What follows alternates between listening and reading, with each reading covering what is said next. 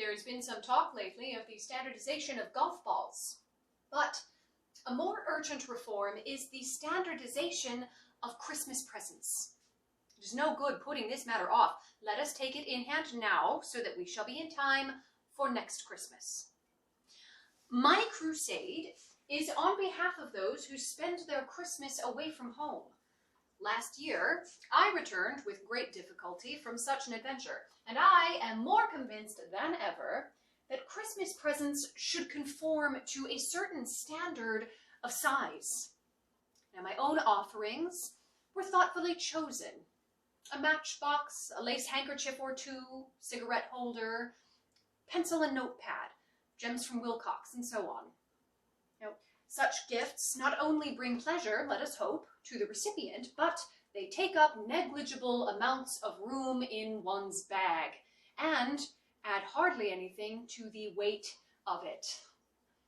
Now, if your fellow visitor happens to say to you, "How very sweet of you to get me this very darling handkerchief. It's just what I wanted. However did you think of it?"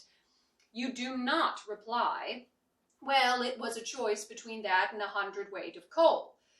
No. You smile modestly, and you say, "As soon as I saw it, I felt somehow that it was yours." At which point, you are almost in a position to ask your host casually where he keeps the mistletoe.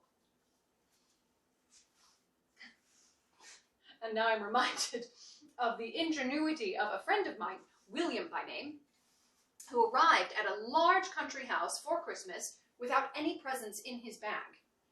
He had expected neither to give nor receive anything, but to his horror, he discovered on the 24th that everybody was planning a Christmas present for him, and that it was taken for granted that he would require a little privacy and brown paper on Christmas Eve for the purpose of attending to his own offerings to others.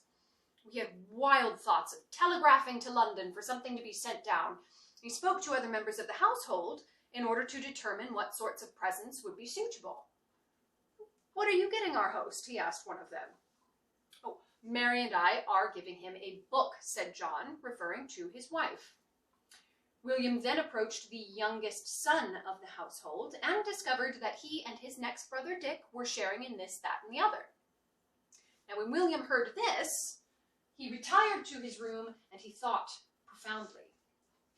He was the first down to breakfast on Christmas morning. The places at the table were all piled high with presents, and he looked at John's place first. And the top parcel read, "To John and Mary from Charles." Now William took out his fountain pen and he added a couple of words to the inscription. It then read, "To John and Mary from Charles and William." So he moved on to the next place. "To Angela from Father," read the top parcel. "And William," wrote William. Now at his hostess's place, he hesitated for a moment. The first present there was for "darling mother from her loving children." It didn't seem that an "and William" would be quite suitable, but his hostess was not to be deprived of William's kindly thought.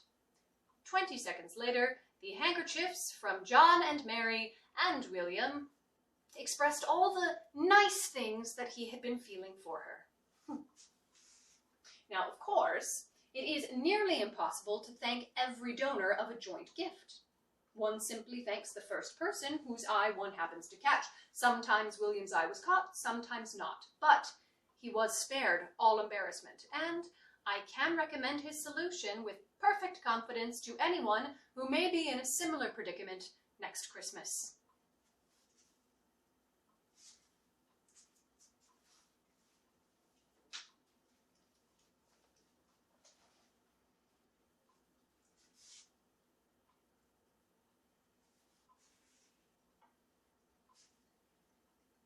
Happy holidays.